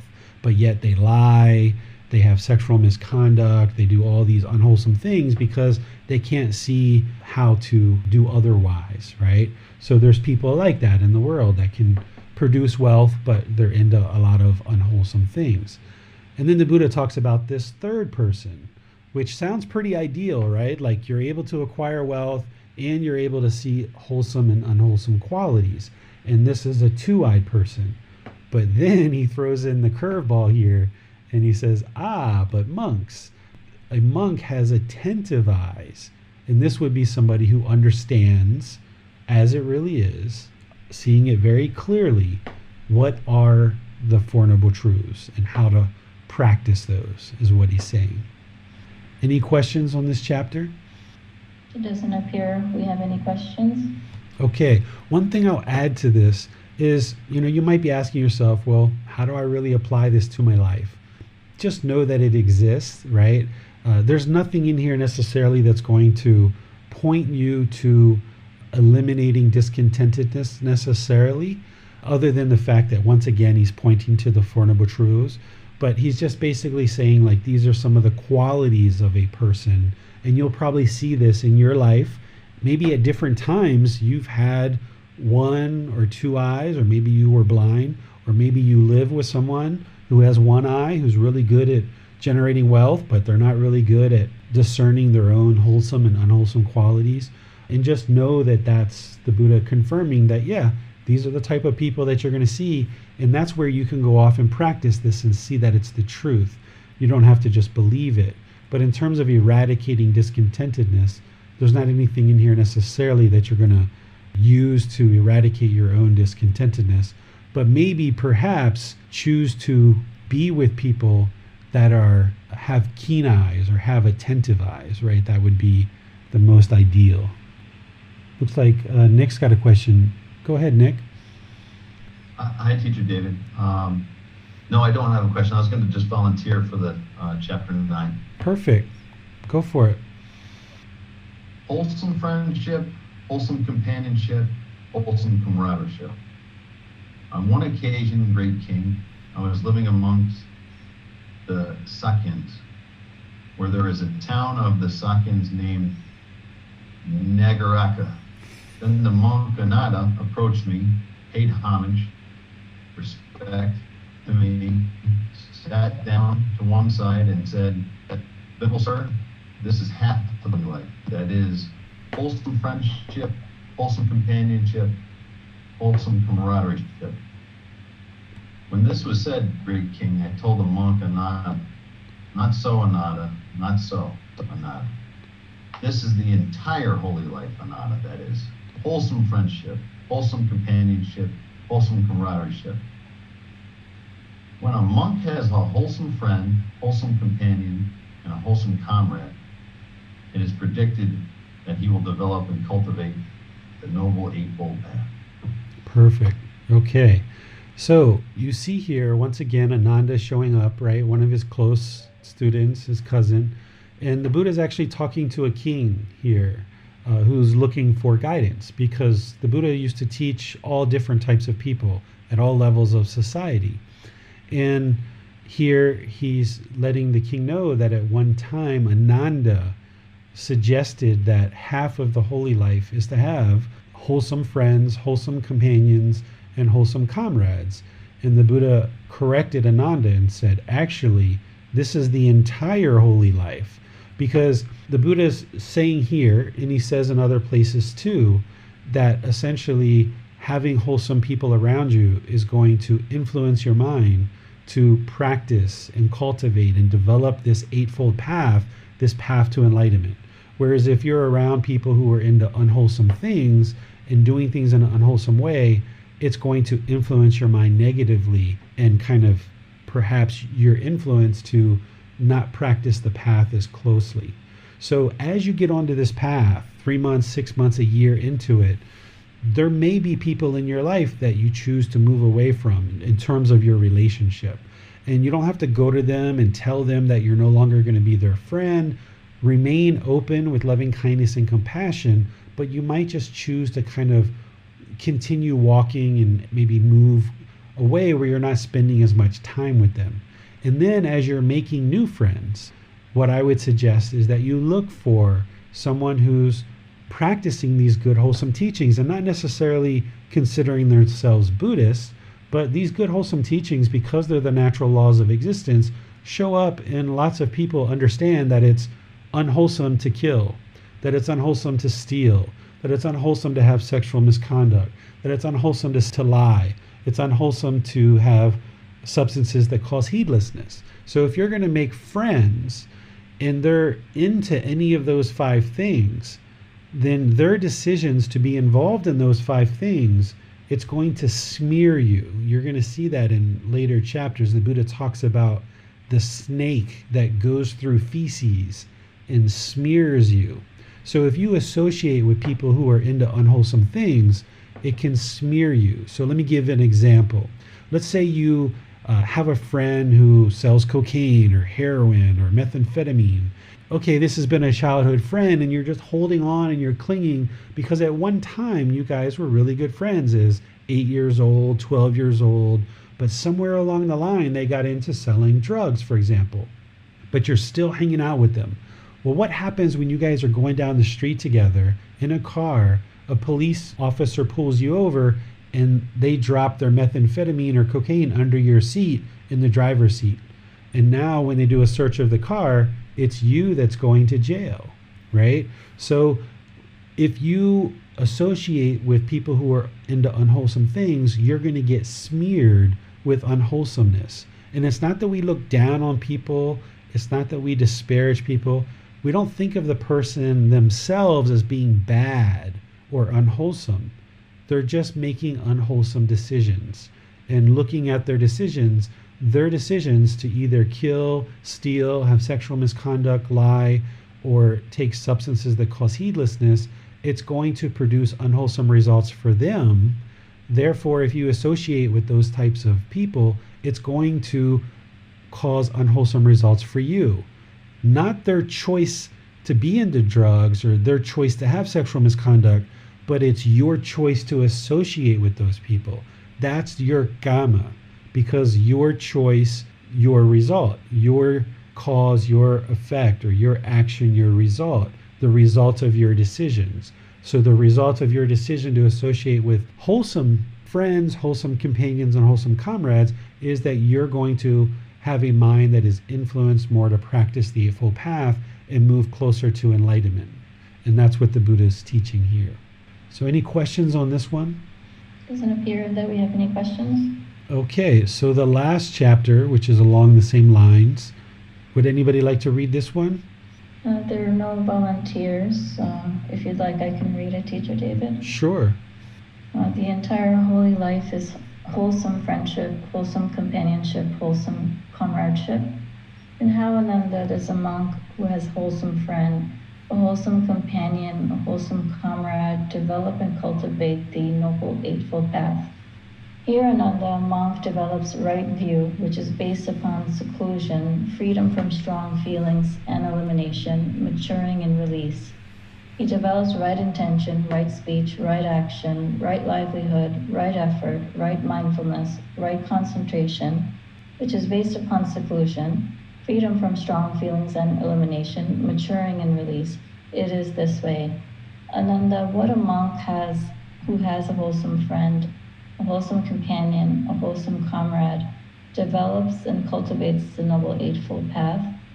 By the following method too, Ananda, it may be understood how the entire holy life is wholesome friendship, wholesome companionship, wholesome comradeship, by relying upon me as a wholesome friend. Ananda, beings subject to birth are freed from birth, being subject to aging are freed from aging, being subject to illness are freed from illness, being subject to death are freed from death, being subject to sorrow, grief, pain, displeasure, and despair are freed from sorrow, grief, pain, pleasure, displeasure, and despair. By this method, Ananda, it may be understood how the entire holy life is wholesome friendship, wholesome companionship, wholesome comradeship. Okay, this is very similar to the previous one, but a little bit more elaboration. This one is talking about the same thing, wholesome friends, wholesome companions, wholesome comrades, and then goes into a little bit of detail here about the Eightfold Path, which I can share with you guys. So when he talks about developing right view and all these other steps based upon seclusion, it's important that you find time, like we were talking about, to be alone. This isn't always the case. I remember growing up as children, we were kind of laughed at if we went to the mall by ourselves or went to the movies by yourself, or like when I went to college, if you ate in the dining hall by yourself, people kind of considered you a loser, that you didn't have any friends. But in reality, that alone time is really important, and you can't allow what other people say to impact your good, wholesome practice. So finding seclusion in different parts of your day for a few hours is wise, or like we were talking about, for a few days or a week or two, going traveling by yourself. This can train the mind to be comfortable by itself, and that's really helpful. The Buddha also talks about maturing and release. What he's talking about here is, as you practice this Eightfold Path and you start training in the deeper teachings, and you're starting to release things like the 10 fetters and other craving, desire, attachments, there's certain periods of time that the mind can get so developed that you actually feel the release of the actual craving. When the mind has a lot of pollution, a lot of craving, anger, and ignorance, you're not going to necessarily feel it. But as your mind develops more and more mindfulness or awareness of mind, there are certain craving, desire, attachments that you can become aware of, and you can focus on them, and you can work to release them, and you can actually feel it in the body and in the mind when it actually releases. And this is quite interesting. When you feel this, you can feel it actually leave the mind. So you might notice that as you progress along in your practice. Then he talks about here later, he talks about by practicing the Eightfold Path that beings are freed from birth. Okay? This is really helpful because if you've ever been exposed to any Buddhist teachings that people say are Buddhist teachings, some people say the goal of the Buddhist path is to be reborn. And that's the goal, is to not get enlightenment in this life. Make sure you're reborn and come back and help people later. That's not what the Buddha actually taught. You can see here in many other places where he talks about attaining enlightenment is to get free from birth and to eliminate rebirth. Get free from aging, because if you're not born, then you're not going to get old because you weren't born. And you're also freed from illness or sickness, because if there's not birth, there's not going to be aging, there's not going to be sickness, and then there's also not going to be death as well. And as part of that, a mind that's liberated and has attained enlightenment, they've basically, what they've done is they've eliminated discontentedness. Here's the Buddha just kind of summarizing discontentedness a little bit, where he talks about it as being freed from sorrow, grief, pain, displeasure, and despair. So once the mind is liberated, as part of this Eightfold Path, which he discusses, through learning and practicing that path, but also ensuring that you have wholesome friends, then the mind gets to a point where you eliminate discontentedness, and having done so, you will have eliminated birth, aging, illness, and death. And that's the ultimate goal of the path. And that will become clearer and clearer as you see chapter after chapter after chapter of the Buddha talking about this in different ways. Any questions on this last chapter for today? Yes, teacher. A question related to chapter 7 on Facebook from Rastislav. He asks saying, may I ask, if form aggregate is actual human form, does it mean each time we will be reborn, let's say as human, we are building brand new form aggregate? Yes, every time there's a rebirth, it's a brand new form aggregate, and all the other aggregates as well. It's a brand new mind as well.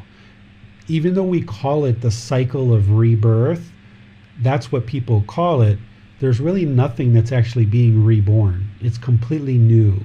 The best way to actually think about it is the cycle of new existence, because there's a new existence every time. So it's a new form aggregate, and it's also a new consciousness or a new mind. But in that new mind, there can oftentimes be residual memories from previous lives. So residual memories and cravings from other lives will transfer into the new consciousness, but it's a completely new form and a completely new consciousness every existence. Thanks, teacher. No more questions. Okay, and no questions on chapter 10 either? It doesn't appear there are any questions now. Okay, well, I'll just end today's class by thanking all of you guys for joining. We decided to change up the format a little bit, where in the previous Pali Canon in English program, we had many more chapters than this. We had 20 to 45 chapters, and basically we would do our meditation and I would just say, what questions do you have? And then, we would end up talking about maybe 6 or 8 or 10 of the chapters here and there. We didn't talk about them in too much level of depth. Sometimes we did, maybe 1 or 2, but not too many. But with this lesser number of chapters, we can go into deep detail in each individual chapter, which seems to be like it's going to be a lot more helpful. And I've added this component where you can read and volunteer to read. I think this will be a really nice thing for all of us to interact more, because that's really what we would experience if we were all living in the same town or the same city. We would all be interacting with each other a lot more. So here we can do that online by having you guys volunteer. So if you guys would like to log in a little bit early for each session, if you can, it's up to you, and you would like to just put into the comment section of Zoom, like, I'll take chapter 1, or I'll take chapter 2, or I'll take chapter 3, that would be wonderful. And just know that there might be certain situations where I decide to do the chapter like I did in chapter 7, because I just know that it'll work out better if I read it. But just be open to that even though you're asking to read a certain chapter, it might not happen. So don't be clinging to it. Don't be craving it. Just if you could volunteer, and then if it happens, it happens. If it doesn't, it doesn't. No big deal. But as we progress through our program here, we'll cover each chapter one by one like this. And I think it'll lean towards a very thorough discussion of investigating the teaching. So I appreciate all of you guys who chose to volunteer. I really appreciate the moderators for taking their time to help. Thank you guys for reading the chapters this week and going through and actually investigating the teachings on your own. This week coming up on next Saturday, we're going to do the next 10 chapters. So chapter 11 through chapter 20. And just take your time. You've got 7 days, so maybe read 1 or 2 chapters a day. And if that only takes you 5 minutes or 10 minutes, then that gives you 24 hours to reflect on it and really soak it into the mind and really think about it. And I have a feeling Miranda might have came to class with some questions prepared, which I think is really wise, because if you've been thinking throughout the week and a question pops into your mind, that really creates some nice discussion in the class. If you guys have different questions that come up, and we can all talk about the different questions that you guys have as you explore these on your own in an independent study, but then we kind of come together as a study group, and we're studying these as a group and gleaning the benefit of this investigation that the Buddha talked about. We're not here for poetry. We're not here to make every last little word sound so soothing and beautiful as poets, but instead we're interested in rolling up the sleeves, investigating, discovering what is unclear, helping to remove any confusion or misunderstandings, and figure out what words you need to understand and how to actually apply this to your life so that you can get the real benefit of practicing these teachings. And the more you study with the words of the Buddha, you'll see that this path just gets more and more clear each day, each moment. And just continue with your meditation as you always do. And if you're participating in the group learning program at the same time, that's fine as well. So on tomorrow, we're going to be doing chapter 23, which is studying the symbolism and the imagery, reminders of the teachings through imagery. So we'll be doing that tomorrow in our group learning program. And then on Wednesday, we'll be doing loving kindness meditation as a group. So we'll see you either next Saturday or perhaps on Sunday and Wednesday in the group learning program. Have a lovely rest of your day. We'll see you next time. Sawadee krap. Thank you for listening to this podcast. To provide support for this podcast, visit patreon.com/support Buddha. To access more teachings, visit buddhadailywisdom.com. There, you will discover a full range of courses, retreats, and online resources to assist you on the path to enlightenment. Remember to establish a daily, consistent meditation practice, along with learning and practicing these teachings. A well-developed meditation practice is the foundation in which to train the mind to attain enlightenment.